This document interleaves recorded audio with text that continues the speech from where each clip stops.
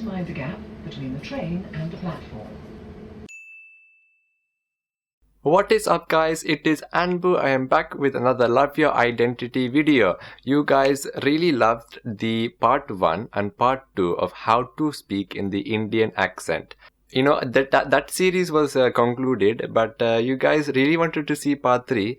So this is the part 3 for you guys. One of you guys even commented to say that you guys were upset to see that this series was finished. So this video is for you guys. Let's get straight into this video, guys. I know that a lot of you have been struggling to understand one another. For example, if you have moved country and you have the Indian accent, unfortunately some people might not understand you. My parents also experienced this problem before.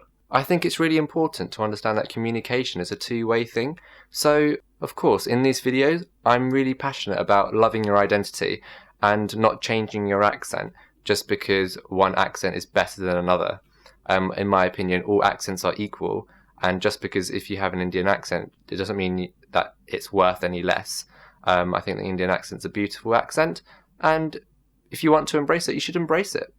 But communication is a two-way thing, so I'm going to teach you a few ways to help you be understood in the place of work, for example. If you do have an Indian accent, then you need to remember that sometimes you need to slow down, you need to speak up and slow down, okay? It might be quite weird to do at first, but if the other person is not understanding you, then please slow down and pause between your words, and this will really help you to communicate with the other party. Also, in the Indian accent, it is helpful to understand that the stress is placed in different parts of the word. So let's take the word development, for example. In the Indian accent, some people pronounce it development or development, okay? And in the British accent, it's pronounced development. Development. Development. So in the Indian accent or the British accent, the stresses are placed differently, and this might make it harder to understand one another. Another word could be alternative. In the British accent, it's alternative, but Indian people pronounce it as alternative. Alternative. The alternative method to do this is, there's the stress differences there. Another really good tip for communication purposes is if you are British and you would like to speak to a colleague who is Indian, perhaps it might be useful to get rid of the unnecessary verbs that you are using in a sentence. And British people tend to do that. So let me give you an example. Hey Raj, I was wondering if it was possible if you could send these emails off perhaps before midday today. That'd be fantastic. Thank you so much. Whoa, that was fast, and there was a lot of words in that sentence, and you can really cut that sentence down if the other party is unable to understand you. So instead of all that politeness at the start, you can reduce that sentence down to, "Hello Raj, can you send this email off for me before 12 o'clock today? That would be great, thank you." So there's a big difference between that and the first sentence, right?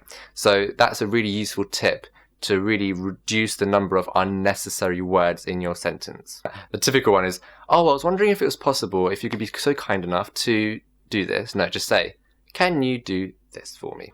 Let us get into some commonly misunderstood words in the Indian accent.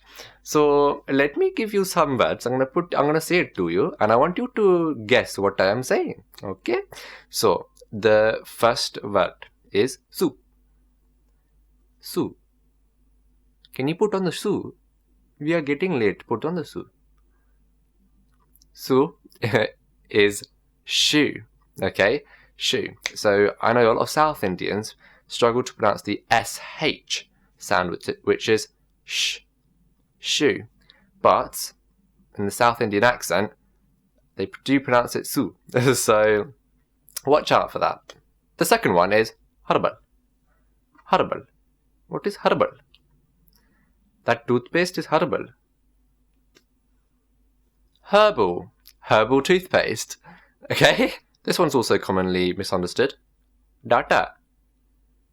Data. Data. Dessert. A dessert. Would you like dessert? Dessert. Tooth.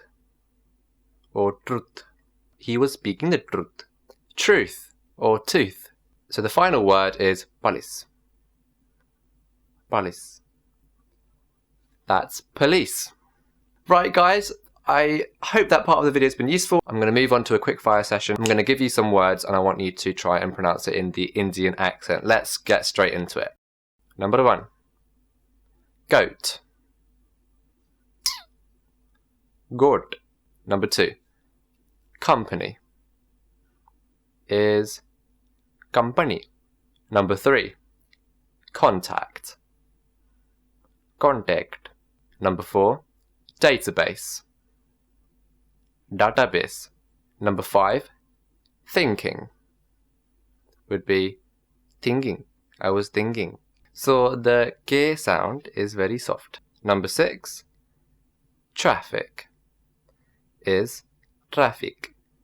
Traffic. Number 7. Work. Work.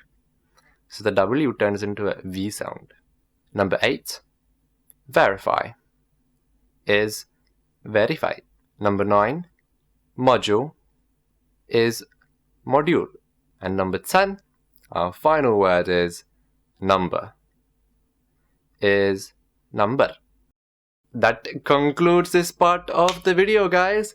That was how to speak in the Indian accent part 3. And because you guys have been really liking these series, I am going to be continuing it. I am going to be releasing part 4 soon. So if you would like to learn anything more, please let me know in the comments below. As always, if you found this video useful or fun to watch, please hit the thumbs up. And remember guys, love your identity, and I'll see you in next week's video on Thursday at 5 PM GMT. Until next time guys, cheerio!